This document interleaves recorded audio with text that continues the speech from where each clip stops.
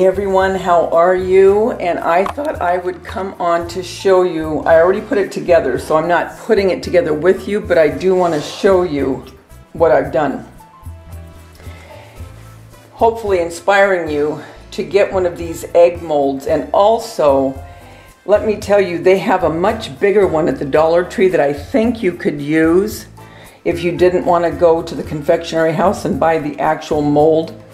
But anyway, because this is what I'm going to be doing shortly with the air-dried clay and the chocolate mold, is I'm going to make one of these faux sugar eggs. People have been asking me to make some more faux desserts, so I'll be making some more chocolate bunnies and these sugar eggs, and I don't know what else yet. We'll see. What I did is I took this container.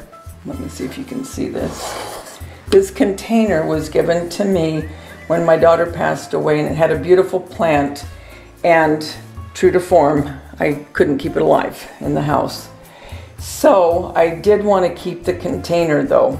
So I took the container, put some styrofoam, and I did do styrofoam down in this one. A lot of times I don't.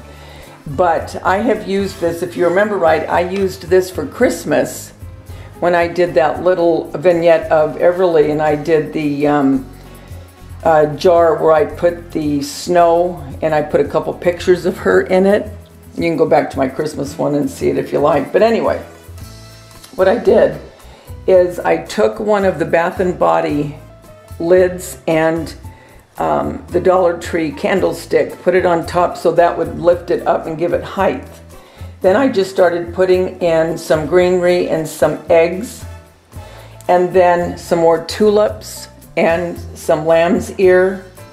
And I can't remember what this is called, but I got this at Hobby Lobby with a couple of these vintage eggs, which were from Hobby Lobby. Then I put in a picture of my grandson. Let's see if you can see that. There it is.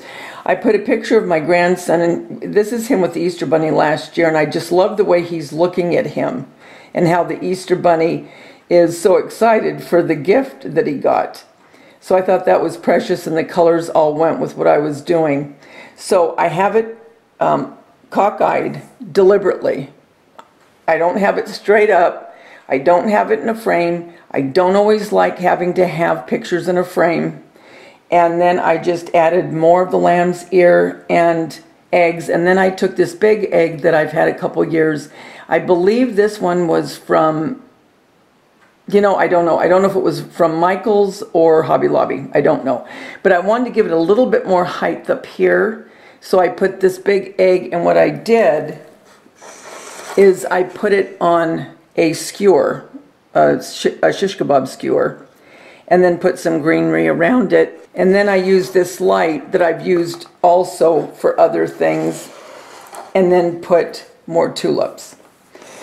So all you need is a container and some of your favorite items that you might want to put into this vignette. And I wanted to showcase the sugar egg, but I also wanted this picture of London with the Easter Bunny from last year. So what a nice way to show a picture instead of in a picture frame, and then you have a whole other little vignette that you've put together in a container. So I just wanted to share that with you guys. So I hope you'll tell me what you do with yours and send some pictures so I can see. I would love to see them. Guys, remember, the world's a better place because you're in it. Don't ever, ever forget that. Talk to you soon, guys. Bye.